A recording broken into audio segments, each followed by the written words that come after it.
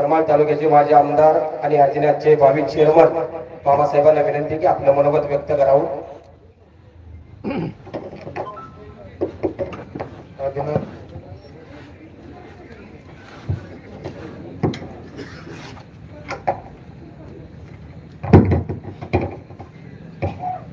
आदिनाथ सहकारी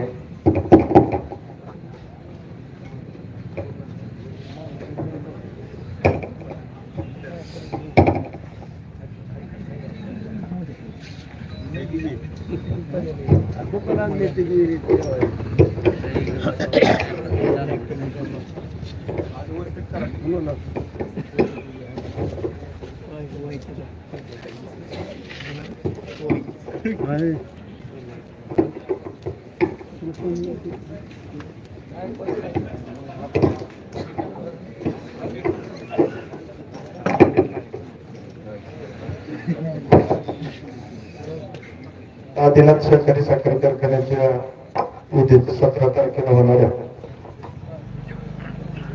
निवडणूक प्रचार दौऱ्यातल्या येथे होत असलेल्या जाहीर सभेच्या निमित्तानं उपस्थित असलेले या सभेचे अध्यक्ष या गावचे ज्येष्ठ नेते विष्णुदादा पारखे या निमित्तानं आदिनाथ सहकारी साखर कारखान्याची निवडणूक महायुती आदिनाथ बचाव या पॅनलच्या माध्यमातून लढवत असताना आदिनाथ ही तालुक्याची अस्मिता आहे आणि तिला कुठेतरी ऊर्जित अवस्था यावी त्या भावनेतनं ज्यांनी या निवडणुकीमध्ये आपल्याला पाठिंबा दिला ते आदरणीय रोहिदादांचे प्रतिनिधी बारामती अग्रोचे व्हाईस चेअरमन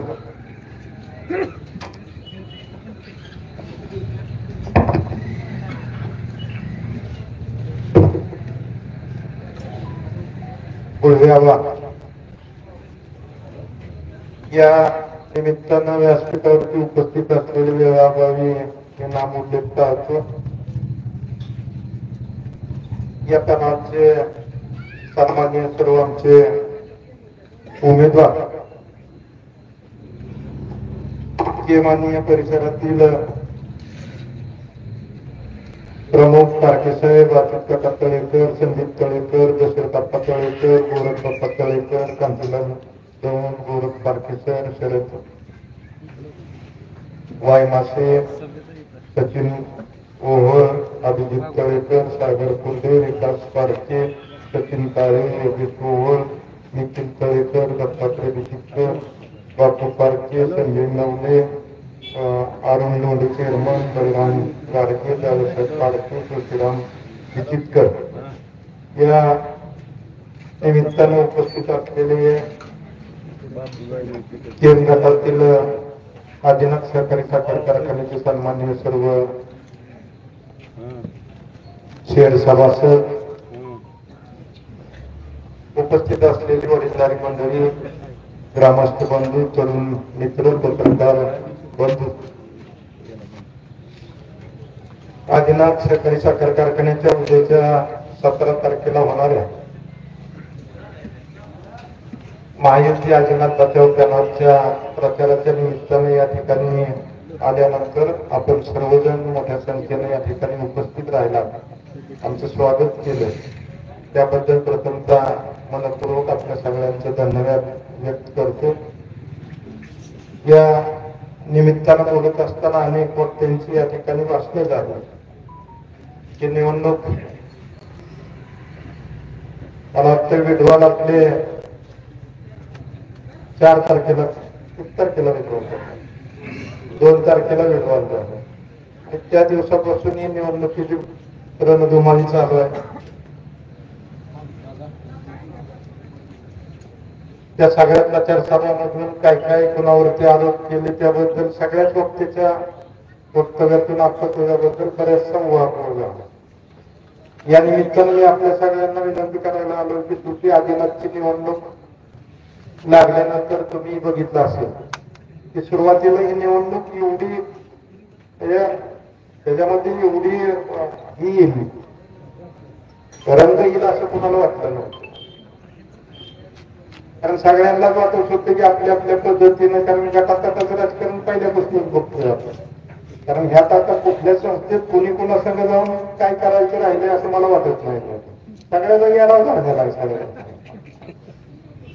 या अधीनात असू द्या, तुमची पंचायत समिती असू द्या, मार्केट कमिटी असू द्या, त्या सगळ्यामध्ये नाही. त्याच्यामुळेच माझ्या फॉर्ममुळेच खऱ्या अर्थानं हा सगळा गोंधळ उडाला. नाहीतर काय सगळ्यांनी ठरल्याप्रमाणे वाटून घेऊन कार्यक्रमच लावला होता. त्या बाबतीत नुसता माझा फॉर्म आला तर किती कोणाकोणाच्या बुडाला किती किती गरम लागायला लागलं मला त्यावेळेस जाणवलं. म्हणजे अनेक जणांनी अनेक सल्ले द्यायला चालू केलं की आपल्या आपल्यात असावं, आपल्यातला माणूस असावा. मी बाहेरचा आहे. मला आदिनाथच्या उभारणीमध्ये माझी कंदरला जमीन आहे आणि आदिनाथच्या उभारणीमधला मी सभासद आहे ना. त्याकरता म्हणजे अनेक वर्ष आम्ही त्या ठिकाणी ऊस घालवतो. परंतु तुम्ही बघितलं असेल की ह्या सगळ्या ह्याच्यामध्ये सुरुवातीला म्हणजे बिनविरोध करू मी सगळ्या गोष्टीला म्हणत होतो की माझी तयारी आहे, पण चालवणार कोण कुणीतरी सांगा, नाव ठेवा. कुणीही पुढे येऊन म्हणत नव्हतं की मी चालवतो. आता मी या ठिकाणी नम्रपणे सांगेल की ह्या प्रक्रियेमध्ये मी जी कारखान्याला उभारलो की माझं राजकारणातला पराभव झाला म्हणून कारखान्याच्या नादी लागलो असं नाहीये बिलकुल. मी या नैतिकतेनं हा कारखाना लढवतो की काहीच नसताना, माझं कुठलंही फार योगदान नसताना लोकांनी मला आमदार केलंय ना या तालुक्यात. 14च्या निवडणुकीपासून माझा संबंध या तालुक्याचा जवळ आला. 14ला तर कसलाच संबंध नव्हता, गावच माहित नव्हतं. तरी मी तुम्ही 19,000 मतं मला दिलेली होती आणि माझा पराभव किती मतांनी झाला? 20-21,000 मतांनी. 2100-2200 मतांनी पराभव झाला.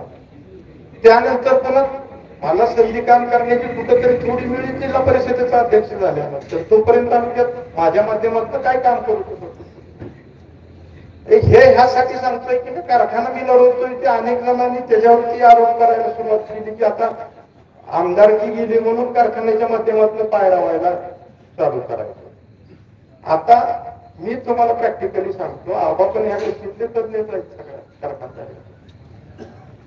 त्यांचं कर्तृत्व इतकं आहे की मला आदिनाथ लढवायची गरजच नाही. मी सांगतो तुम्हाला, उद्या हा कारखाना तुम्ही माझ्या ताब्यात नाही दिला तर 6 महिन्याला हा लिलावात आल्यावर मला घेता येतो हे तुम्हाला माहित नाही असं. मग आता माझ्यासारखा एवढा बारीक सारीक गोष्टीतनं कारखानदारी असेल, उद्योग असेल, घटना आलेला माणूस मला जवळचा रस्ता कुठलाही कळतोय ना, तरी सुद्धा मी हे सुधारणा कशासाठी उचलतोय मला सांग. इथल्या लोकांनी कुठंतरी मला या सगळ्या ह्याच्यामध्ये माझ्यावरती विश्वास ठेवला. मला या तालुक्याचं नेतृत्व करायची संधी तुम्ही सगळ्यांना मिळत होती. त्याही 5 वर्षाच्या कालावधीमध्ये 2 वर्षाची कोविडची कालखंड असताना सुद्धा मी माझ्या परीनं जेवढा या तालुक्याच्या विकासासाठी प्रयत्न करायचा तो कुठल्याही प्रकारचा भ्रष्टाचार न करता, कुठल्याही प्रकारचं चुकीचं राजकारण न करता चांगल्या पद्धतीने या तालुक्यामध्ये 3-3.5 हजार कोटी रुपयाच्या विकासाच्या प्रक्रियेला या ठिकाणी हातभार लावायचा प्रयत्न केला. दुर्दैवाने ठीक आहे, राजकारणाची पद्धत राजकारणानं चालली.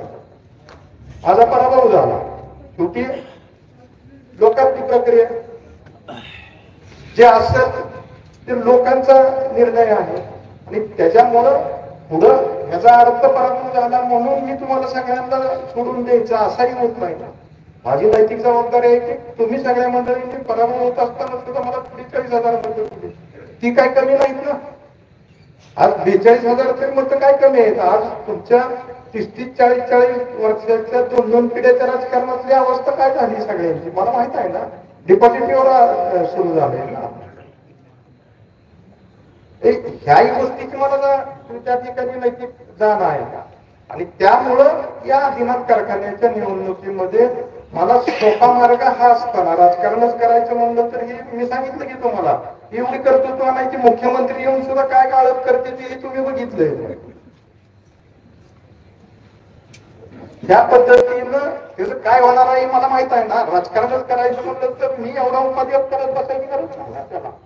निवडणुकाला लढवा, दुसऱ्या पद्धतीनं मी राजकारण करू शकतो, पण ते पाप मी कधीही करणार नाही. मी या ठिकाणी जाहीरपणे सांगतो की मी हा कारखाना कधी कुणाला चालवायला येणार नाही, कधी हा कारखाना प्रायव्हेट होणार नाही. जोपर्यंत तालुक्यातल्या जनतेनं माझ्या ताब्यात तो कारखाना ठेवलेला असेल तो सहकारी साखर कारखाना आणि नावाजलेला कारखाना म्हणूनच चालवायचा प्रयत्न करेल. आज आपण बघतोय विधानसभेच्या निवडणुका झाल्या, किती दिवस झाले? आज 4 महिने, 3-4 महिने झाले. गटातटाची काय अवस्था आहे? येते मंडळीची चेअरमॅन 10-15 दिवसाला वेगवेगळी यायला लागली. आज जे बजेट झालं आता ते वार्षिक बजेट झालं. शासनाचं जे बजेट झालंय कालचं ते वर्षासाठीचं बजेट झालं. आता वर्षासाठीचं बजेट होत असताना त्याच्यामध्ये जेवढे जास्त पैसे मिळतील तीच संधी असते त्याच्यामध्ये. म्हणजे अधिवेशन किती होते? एक महत्वाचं मार्चचं बजेटचं अधिवेशन, त्याच्यानंतर पावसाळी अधिवेशन आणि एक हिवाळी अधिवेशन. या तिन्ही अधिवेशनामध्ये दुसऱ्या अधिवेशनामध्ये रिऑपरेशन मध्ये ज्यावेळेस पैसे मिळतील त्याचा क्वांटम फार कमी असतो, परंतु वार्षिक बजेट ज्यावेळेस होतं त्याच्यामध्ये मात्र पैसे मिळायला त्या ठिकाणी चांगल्या पद्धतीने चान्स असतो. आज काय परिस्थिती आहे तालुक्यातली मला सांगा. कालच्या बजेटच्या अधिवेशनामध्ये किती तालुक्याला पैसे मिळाले सांगा आमदारांना किती मिळाले? मी 5 वर्ष काम करत होतो, 2 वर्ष कोविडची होती. 2 वर्षाच्या कोविडच्या कालावधीत कुठल्याही प्रकारचं आरोग्याशिवाय आपल्याकडे बजेट नव्हतं. तरी सुद्धा राहिलेल्या 3 वर्षाच्या कालावधीमध्ये जे पावसाळ्यात 3 महिन्याचं आपलं रिऑपरेशनसाठी जे बजेटचा प्रस्ताव असतो तर त्या प्रत्येक 3 महिन्याच्या अधिवेशनामध्ये या तालुक्याला काही ना काही मिळत होतं. म्हणजे वार्षिक बजेटमध्ये तर मिळतच होतं, पण प्रत्येक अधिवेशनामध्ये काही ना काही विकासाच्या दृष्टीने मिळत होतं. आज काय परिस्थिती झाली? तर आज विधानसभेच्या निवडणुकीच्या वेळेस ही सगळी प्रक्रिया व्हायला, कारण कोविडमुळे शासनाकडे पैसे नव्हते, उशिरा बजेट झाले, प्रत्येक बजेटमध्ये थोडे थोडे पैसे मिळत गेले. म्हणजे आता चिकलदान सरकार असताना पूर्ण केला. 3 बजेटमध्ये मी त्याला पैसे टाकले. 3 बजेटमध्ये वेगवेगळ्या पद्धतीने, एका 1.5-2 कोटी, दुसऱ्यात 4-4.5, तिसऱ्या असं 13 कोटी रुपये मी ते 3 बजेटमध्ये घेतले आणि एकाच वेळेस ते सगळं केंद्र काम. आज काय परिस्थिती आहे तुम्हाला मला सांगा. ही सगळी कामं चालू व्हायला लागली. चालू झाल्यानंतर आता मला सांगा, मी आमदार व्हायच्या आधी ही माझ्या आमदारांनी काही कामं या ठिकाणी झालेली होती. ते सरकार होतं 14 ते 19 पर्यंत एक स्थिर सरकार त्यांना मिळालेलं होतं. त्याच्यामध्ये काही कामं मिळालेली होती. ती कोरट्या वाटी रस्ता असेल, मला वाटतं पलीकडचा तो ह्याच्याकरता कोंबेचे पारेवाडी असेल, चिंती असेल, हे रस्ते होते. काय झालं त्या लोकांना त्रास झाला माझ्याकडनं कुठला? उत्तम मी जिथं जिथं काय अडवणुका झाल्या, कुठं काय झालं ते सगळे प्रश्न सोडवून ह्यांचा आग्रह सगळं काढून घेतलं. आज काय परिस्थिती आहे? तुम्ही त्यावेळेस कागदावरचं बजेट म्हणता आणि आज त्या कॉन्ट्रॅक्टरला बोलून दम देऊन त्याच्याकडनं पैसे घेता.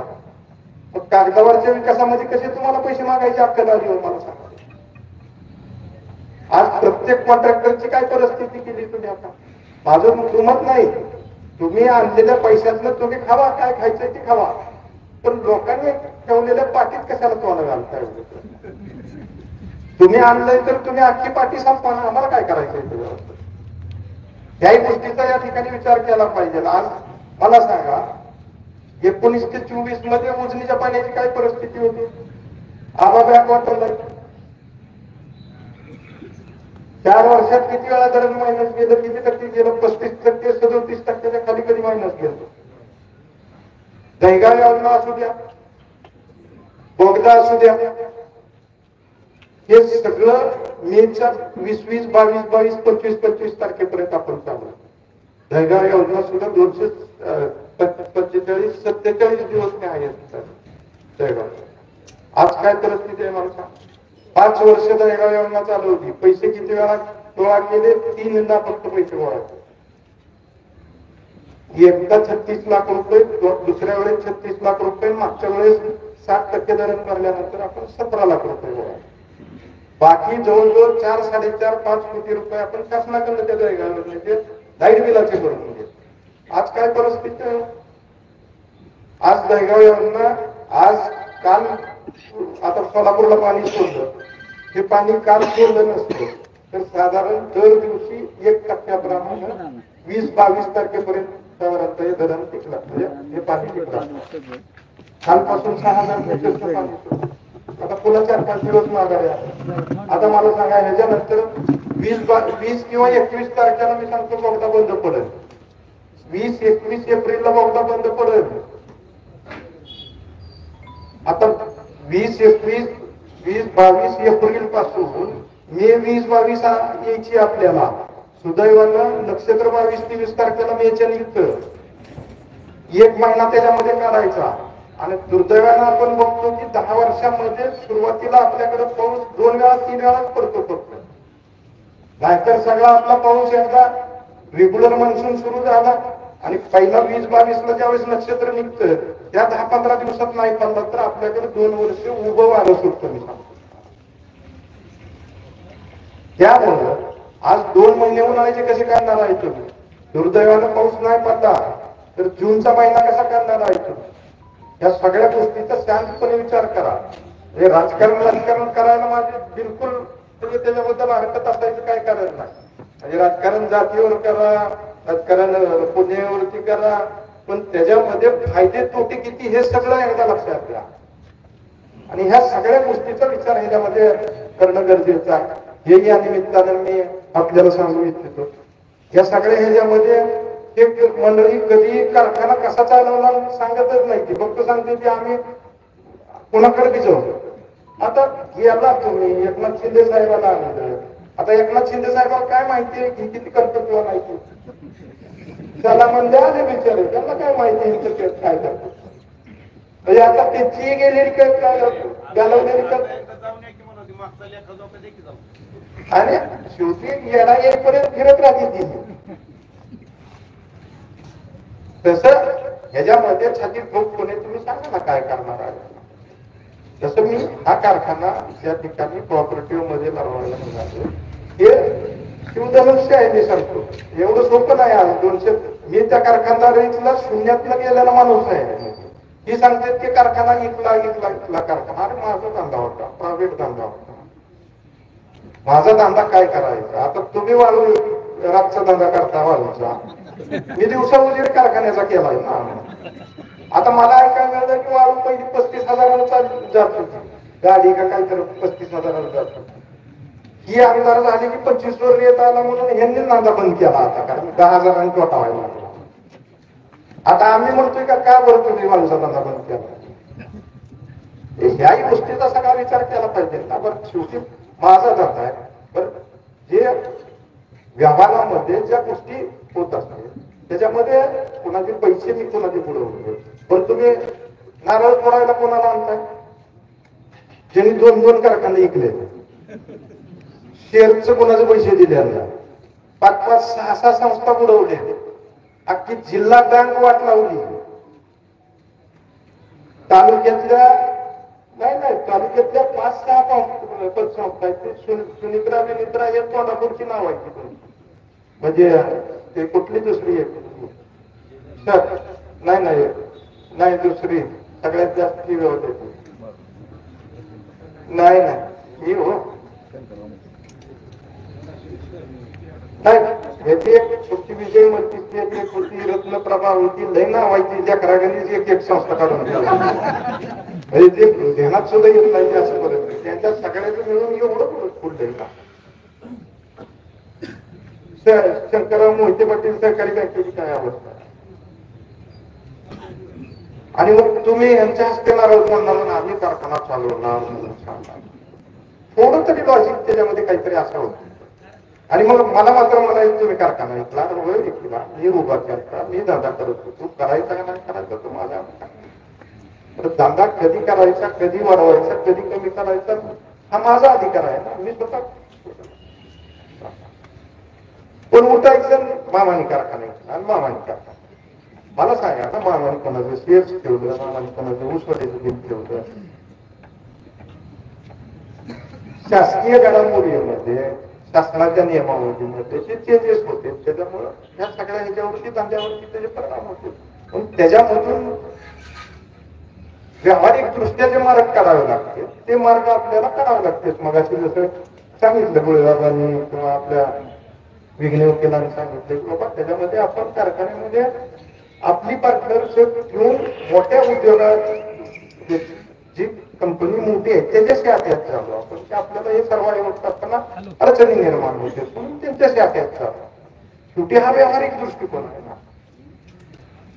हे सगळं करत असताना या निमित्ताने मी सांगतो की बाबा इथं सुद्धा अधिनाथ चालवत असताना उद्याच्या ह्याच्यामध्ये कुणी सांगायला तयार नाही 264 कोटीचं काय करणार आहे त्याच्यामध्ये, त्याच्यासाठी काय मेकॅनिझम तुम्ही लावणार आहे. उठणार आहे ना आम्ही जाणार आहे, कोणाकडे बी जाऊ आम्ही. पण कोणाकडे गेलं तर त्याला काहीतरी प्लॅन पाहिजे ना तुमच्याकडे. आता कोणाकडे बी जात आहे त्याला बी आम्ही 10 वर्ष बघतोय. ते काय फरक काय पडले मला सांगा. अनेक वेळा कारखान्यासाठी तुम्ही गेला त्याच्यामध्ये काय फरक. इथं मी या निमित्तानं आपल्याला नम्रपणे सांगेल की बाबा आपण व्यवस्थितपणे त्या कारखान्याचं गणित घालायचा प्रयत्न करणार. माझं प्लॅनिंग व्यवस्थितपणे त्याच्यामध्ये मी या उतरत असताना अगोदर त्याचा सगळा विचार केला की तो चालवणं हा माझा पहिला भाग आहे. आणि त्या दृष्टीनं आपण त्याच्यामध्ये आता नुसती साखर, बाग्यास आणि भोजन हे सगळे विषय कालबाह्य येतात. आता नवीन गोष्टीमध्ये, नवीन प्रॉडक्ट मध्ये तुम्हाला घुसल्याशिवाय कारखानदारी वाचत नाही. आणि त्या दृष्टीनं आपण काय करतोय की कारखाना फार मोठा वाढवायचा नाही आपल्याला, कारण वाढवण्यासारखी परिस्थिती आता राहिलेली नाही. म्हणजे ऊसाचं प्रमाण असू द्या, केळीचे वाढत चाललेली लागण असू द्या, ऊसाचं घटक चाललेलं क्षेत्र असू द्या, या सगळ्या गोष्टीतनं कारखान्याच्या वाढलेल्या कॅपॅसिटी असू द्या. मी साधं गणित त्याच्यामध्ये सगळं पकडून बसतो. माझ्या सगळ्या माझ्याकडं एवढ्या 16, 17, 18 वर्षाच्या सगळ्या ह्याच्यामध्ये अनेक लोक मला मिळलेले आहेत. अक्षी असतील, अधिकारी असतील, अकाउंटंट असतील, ह्या सगळ्यांची चर्चा करून त्याच्यामधून आपण काय करतो की साखर हा दुय्यम व्यवसाय ठेवतो. आणि महत्वाचं आत्ता जे नवीन शासनाचं धोरण निघालं, विशेषतः मागच्या 10 वर्षापूर्वी केंद्र सरकारचा असू द्या, राज्य सरकारचा असू द्या, कुठल्याही प्रकारचं सहकारी साखर कारखानदारीला फार मोठ्या प्रमाणामध्ये नव्हतं. त्यामुळे लोक प्रायव्हेटकडे वळले. फायनान्स बँका प्रायव्हेटला जास्त मोठ्या प्रमाणामध्ये. आज आता उलटी सायकल सुरू झाली. आता गव्हर्नमेंटनं कोऑपरेटिव्हला, विशेषतः अमित शहा साहेबांकडे सहकार खातं वेगळं करून त्यांच्याकडे घेतलं नसतं. त्यासाठी मोठ्या प्रमाणामध्ये त्याच्यासाठी प्लॅनिंग झाले, त्याच्यासाठी मोठ्या प्रमाणामध्ये निधीच्या तरतुदी झाल्या. म्हणून सहकारी साखर कारखान्याला आता दिवस यायला सुरुवात आहे. आणि त्याच्यामध्ये आता साखर कारखानदारीला त्यांनी विशेषतः कोऑपरेटिव्ह साखर कारखान्याला, उद्या तुम्ही डिस्लरी करत असताना पहिलं मोलेसिसची डिस्लरी कारखान्याची वेगळी, ग्रीन बेलची डिस्लरी वेगळी, त्याचं लायसन वेगळं. आता त्यांनी एकाच वेळेस सहकारी साखर कारखान्याला सांगितलं की तुम्ही आता मल्टीफील्डला तुम्ही एका लायसनवरती जाऊ शकता. मल्टीफील्डला जात असताना गव्हर्नमेंटनं, केंद्र सरकारनं त्याच्यामध्ये कोऑपरेटिव्ह वाल्यांना धान्य सुद्धा व्यवसायाचं द्यायची तरतूद केली. त्याच्यामध्ये 6% सबवेन्शन द्यायची तरतूद केली. आता मी साधं मोठी तुम्हाला गणित सांगतो की 260 कोटीचा आता लायबिलिटी या कारखान्यावरती आपण सेटलमेंट करून बँकांची वन टाइम सेटलमेंट मध्ये ह्या सगळ्या 100 कोटीवरती आणल्या. 100 कोटीवरती आणल्या तर माझी स्वतःची क्रेडिबिलिटी आहे. माझ्या बँकामध्ये मी कुणाचा 1 रुपया 16-17 वर्षामध्ये बुडवलेला नाही. मला आजही लगेच माझं नाव आहे म्हणलं तर सगळ्या बँकांमधून मला 200-300 कोटी रुपये एका फोनवरती दिले जाते. कारण एकमेव मी असा आहे की 16-17 वर्षामध्ये कुठल्याही बँकेमध्ये माझ्याकडून 1 रुपया व्याजाचा बुडवत नाही. आणि त्यामुळं ह्याचा फायदा मी काय हे करतोय की बाबा ह्या सगळ्या गोष्टींचा आपल्या तालुक्यातल्या ह्या संस्थेसाठी, ज्या तालुक्यानं आपल्याला तिथं आमदार केलं त्याच्यासाठी कुठंतरी आपल्याला याचा सगळा हे करता यावा. त्या हिशोबाने मी काय करणार आता की 100 कोटीत आले. 100 कोटीत आज व्यापारामध्ये माझी क्रेडिबिलिटी आहे. मी ज्या ग्रुपमध्ये काम करतोय ओंकार ग्रुप सारखे 11 कारखाने येतो. बरोबर मी आता उद्या वन टाइम मध्ये त्यांच्याकडे करून घेतो आणि मी पुन्हा काय करणार आहे की 100 ची डिस्लरी मल्टी फीडची डिस्लरी त्याच्यामध्ये ऍड करणार. हे सगळं 200, 250, 250 कोटी पर्यंत जरी गेलं तर 250 कोटीचा मी प्रस्ताव दुसऱ्या बँकांकडे टाकून मंजूर करून घेणार. त्याच्यामध्ये 100 कोटी जे मला त्यांचा बोजा काढण्यासाठी भरावे लागते त्याची मी व्यापाऱ्यांना सांगितलं मला 8 दिवसात 100 कोटी रुपये कुणी येतो. दुसऱ्या पतसंस्थेच्या 4 पतसंस्थेला मी मागितलं तर 4 पतसंस्था मला त्यांनी 100 कोटी रुपये 4-5 जणांना अर्बन बँकाला उद्या मी बोलतो कारण त्या ठिकाणी माझी क्रेडिबिलिटी आहे आणि ह्याला मला कोणाकडे जावं लागणार नाहीये कुठं हेलपाटे घालावे लागणार नाहीत कारण मी 20 वर्ष त्या लोकांचे 500 कोटी रुपयाचं कुठल्याही प्रकारची तसदी न देता या सगळ्या रकमा वापरल्या आणि त्याच्या जीवावरती मी कारखाना लढवायचं उगाचच काहीतरी उद्या आमदार व्हायचंय म्हणून कारखानदार असं बिलकुल नाही. मी तुम्हाला सांगितलं ना कारखाना म्हणतोय ह्या सगळ्यांच्या कर्तृत्व माणसाच्या हातात असल्यावर 6 महिन्यानं पुन्हा निघणारच आहे मी सगळं ह्या क्रेडिटवरती तसाही येऊ शकतोच ना मी कारखाना राजकारणासाठी पण ते 5 मला करायचं ती गद्दारी लोकांची मला करायची कारण त्या पद्धतीने घेतला तर मी पुन्हा व्यापारी पद्धतीनं मला बांधणार कारण मी त्यात पैसे लावतो. मी त्याचा काय करणार आहे की मी पुन्हा माझ्या पैशाला मला प्रॉफिट मिळणार पाहिजे ही भावना माझी राहणार. तीच कोऑपरेटिव्ह मध्ये ह्याच्यामध्ये बाकीच्या भावनेचा काही विषय येणार नाही ना मी नावासाठी करायला लागणार. ह्या सगळ्या गोष्टीचा या ठिकाणी विचार करावा आणि आपण त्या पद्धतीनं आज 4 लाख जरी मी आम्हाला त्या दिवशी गणित सांगितलं फार नाही घालत 4, 4.5, 5 लाखापर्यंत 4, 4.5, 4, 4.5 लाख जरी आपलं त्या ठिकाणी घालत चाललं तरी साधारणतः आपल्याला या ठिकाणी 11ची रिकव्हरी भेटली 10.5ची रिकव्हरी भेटली तरी सुद्धा साधारण 5 लाख पोत्याचं गणित त्या ठिकाणी साखरेचं आपल्याला बसू शकतो आणि 5 लाख पोत्यावरती आज साखरेचे दर 35च्या आसपास ऍव्हरेज दर त्यांचा आपला सरासरी पडतो. 5 लाखाचं तुम्ही गणित घातलं तर 5 तरी 15, 150 आणि 5 25 पावणे 200 कोटी रुपये त्यातून आपल्याला जे रिअलायझेशन आपण पकडतो म्हणजे आपण 1 टन ऊस आणला आणि त्याच्यानंतर आपण त्याचं पैसे किती होते त्या हिशोबाने जर आपण गणित घालायचं तर उद्या त्याचे साधारणतः पावणे 200 कोटी रुपये त्याचे होते. त्याच्यानंतर 250 रुपये बागेचे होते आपल्याला. त्यानंतर मॉलेसिसचे आपण एका बाजूला हे 400 रुपये मॉलेसिसचे पकडतो म्हणजे साधारणतः त्याच्यामध्ये त्या सगळ्या ह्याच्यातून 200 कोटी पर्यंत अर्निंग होतं. आता ह्याच्यामध्ये आपण 100 KG डिस्प्ले करतोय तर ते मल्टीफीडची करतो. ह्याच्यामध्ये आपण काय करणार आहे की समजा आपण 5 लाख घालतो तर 5 लाख घालतात आपण सगळी साखर काढली तर 4% मॉलेसिस आपल्याला मिळतो आणि DAV काढलं तर 6% DAV साधारण मिळतं म्हणजे 30,000 टन आपल्याकडे मॉलेसिस DAV मिळतं. त्याच्यापासून साधारणतः आपण 330ची त्याची रिकव्हरी पकडली तर 3-9 कोटी 6 कोटी लिटर आपण अल्कोहोल त्याच्यातलं तयार करू शकतो. मग ते ENE करू शकतो RS करू शकतो म्हणजे रेक्टिफाईड स्पिरिट करू शकतो. ENE म्हणजे एक्स्ट्रा न्यूट्रल अल्कोहोल म्हणजे जे फॉरेनलिकरला वापरलं जातं ते करू शकतो. स्कॉचला विचला जे वापरलं जातं ते ENE वापरलं जातं आणि त्याच्यानंतर RS वापरलं जातं ते आपल्या कंट्री लिकरसाठी वापरलं जातं. त्याच्यातून 3रा घटक निघतो SDS म्हणून म्हणजे हे सगळं करत असताना त्याच्यामध्ये 2-3% SDSचा घटक निघत असतो आणि ह्या सगळ्याचं आपण बघितलं तर त्या मॉलेसिसवरून आपण 1 कोटी लिटर अल्कोहोल तयार करतो. आज इथेनॉलच्या दराने गेलो आपण तर 64-65 रुपये त्याला दर पडतो. ज्यावेळेस आपण ENE करून विकल इथेनॉल करून विकल तर त्याचा 70 रुपयाच्या आसपास आपल्याला ऍव्हरेज दर घेता येईल त्याचा म्हणजे 1 कोटी लिटर आपण ते अल्कोहोल मॉलेसिस पासून ऊसापासून मिळणाऱ्या ह्याच्यातून करू शकतो. त्याचे 70 कोटी आपण घेऊ शकतो. त्याच्यानंतर दुसरा महिना कुठं की हे समजा आपण 100 दिवस 120 दिवस कारखाना चालवला आणि ह्या राहिलेल्या बियेवरती मॉलेसिसवरती आपण 50 दिवस चालवतो ते 180 दिवस झाले.